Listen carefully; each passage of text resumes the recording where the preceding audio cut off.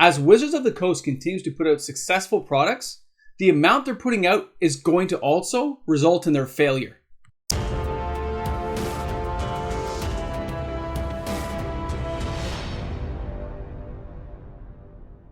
Hey guys, welcome back. MTG Moxman here. If you're new to my channel, you've somehow found me out there in the nacho cheese universe that is YouTube. Thanks a lot for deciding to check out my content today. Really hope you guys enjoy it. Make sure you smash that subscribe button. Join in the fun. It's free to do. Doesn't cost a thing and helps the channel continue to grow. Thanks again, guys, for being there. All right, serious topic here. Wizards has put out some amazingly successful products this year. I'm loving what I see. And right now we have Modern Horizons 2 about to hit the dance floor. It looks amazing. The cards, the artwork, the feel, the lore. I am loving what I see for this particular set. But let's go back for a second. Throne of Eldraine was pretty amazing too, by the way. Storybook frames, Oko, good stuff, Once Upon a Time. Come on. We have some amazing stories there. Great artwork. Very good. Kaldheim, amazing. Great set. Zendikar Rising, very good set. Fetch lands, awesome. You see where I'm going with this? Wizards is putting out successful product after successful product in a row. During a time when the world's kind of messed up right now. We're still recovering. We're getting things back in order. But they're putting out product after product. They're sticking to a pretty good schedule still. Who doesn't love the idea of what Ikoria brought to the battlefield when we had Godzilla? We had these mammoth creation creatures attacking people that keep mutating. Great stories. Epic stuff. Kaldheim. It was still a great set, but they have had bumps in the road. They've had production issues. They've had to cut production run on cards. They've had to delay things. Strixhaven, we can only get the pre-release kits and you can only get the set boosters. You couldn't get draft. It was delayed. Jumpstart, it's never really recovered from its other printings. So they cut all these things short. Throne of Eldraine, they cut short. Ikoria, they cut it short. Core 2021, an amazing set for core sets. Amazing. Cut short. They were all cut short. They're out of production already. They're out of production probably about 4 or 5 months earlier than they should be. Because they have all their card shops, all these ones like Cardamundi, all lined up to print the new products coming down the pike. We have Dungeons and Dragons in about 6.5 weeks away, right? Give or take a little bit, but roughly 6.5 weeks. We got Dungeons and Dragons coming already. So that stuff's printed, packed at a warehouse. Then they've got Vampires and Werewolves coming. We got a couple more sets coming still, right? Think about this. It goes, bah, successful, bah, successful, bah. You see where I'm going with this? Success after success. Now, some people will say Kaldheim was not that successful. I'm going to get there in a second. Because this is what's going to lead to Wizards having issues later on. Whenever Wizards has a successful product that goes well, they're already looking forward to the next product. When the distributors reach out and Wizards says, how many more refills do you need of this particular set? There's no refills going on right now as far as I can tell for Kaldheim. It's still on the store shelves. Lots of stores have it. And it's not moving that great because people didn't get a chance to play with these cards. Some people felt it was an underrated, not very good set. The power level wasn't there. Although Vorinclex, come on, totally awesome. The gods, I love them. But other people would argue differently. Strixhaven, a very solid set. We had mystical archives that are amazing to look at.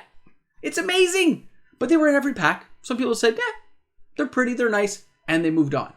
Time Spiral Remastered. A set that I argued people should not be buying. Because it's basically just a reprint set with an overpriced price tag for some old school art frame potential. But a lot of people paid a lot of money for those sets. Some people got successful. Some people got burned.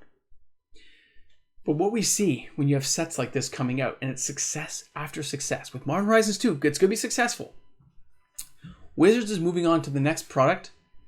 And they're not doing all their refill orders. They're not putting massive orders in for reprints. Because they don't need to. They're already moving on to the next set. Back in the day, when I'm talking like 2007, 2008, whatever. Sets used to have 3 blocks.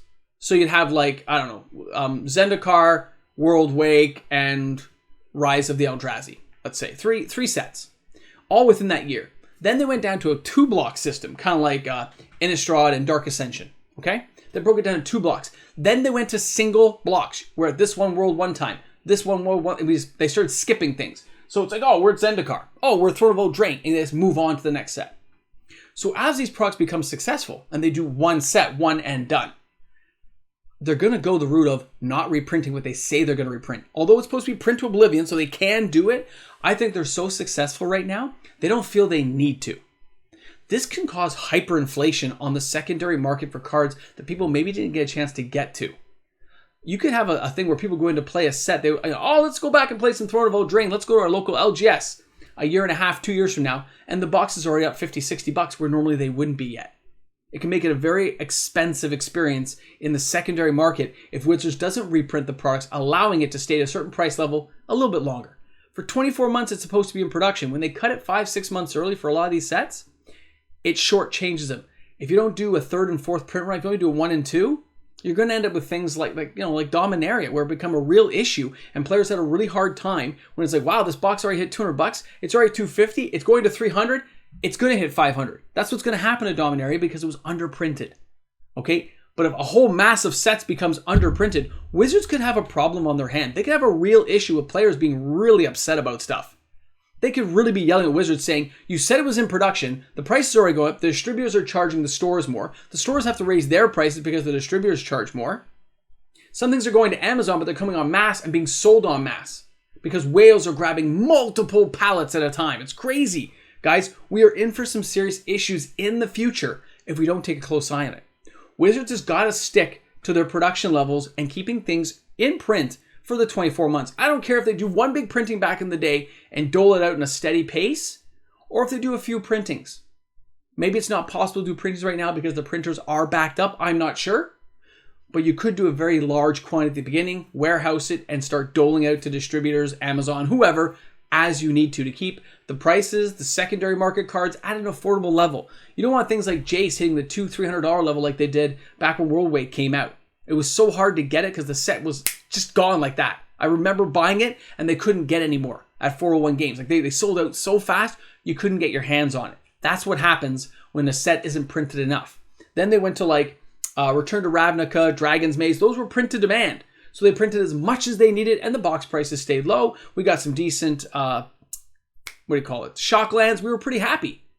Everything kind of kept a nice even tone. People may say those sets were not very good, but there were some decent cards in there. The sets did play well. It was fun. I had a good experience of both those sets. Guys, girls, ladies, gentlemen, everyone out there, there could be a real issue coming down the pipe. I'll be paying very close attention to all of these sets right now that were short printed to see where it leads us 36 months from now. And with all these new sets coming out like Dungeons and Dragons and some of the fear and FOMO of people grabbing stuff like Modern Horizons 2 collector boxes, I saw those collector box openings. I've watched some from overseas. A couple of fetch lands were found inside of a collector box. I saw a couple of draft boxes that had one. Guys, that is not promising for those boxes. But everyone's so hyped about every card in it that there's so many other good cards you can get that the fetch lands are one consideration, but they're not your only consideration. This is going to be an amazing time to be in Magic, but Wizards, their failure could happen by the fact they don't print enough of the product. I wonder if it'll actually happen. I'm very curious to see what everyone else thinks out there. Please make sure you leave a comment, question, concern. What do you think about the production levels? Do you have a worry about production levels going too short, or do you think they're going to be on target? A collector and investor would love to have them shortchanged, to have their prices shoot up in value, right? Because maybe they bought a case. Maybe they bought 2 or 10 or 20 cases. And to see their prices go up so quickly could be a big thing for them. But it's not good for all the players who just want to play with the cards. I'd love to know what you guys think. Thanks a lot for tuning in. This is MTG Moxman. Success can breed failure, guys. Let's face it, right? Have a great one today, guys. Looking forward to seeing you tomorrow. Stay chilly. Because it's hot. I said it was cold before, now it's hot. Now we're back to cold, now it's hot. I don't know what to tell you.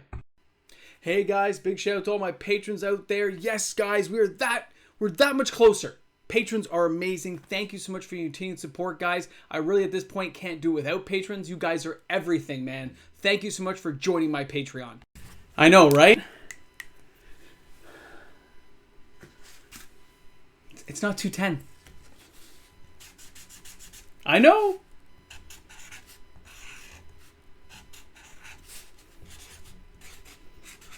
Whew.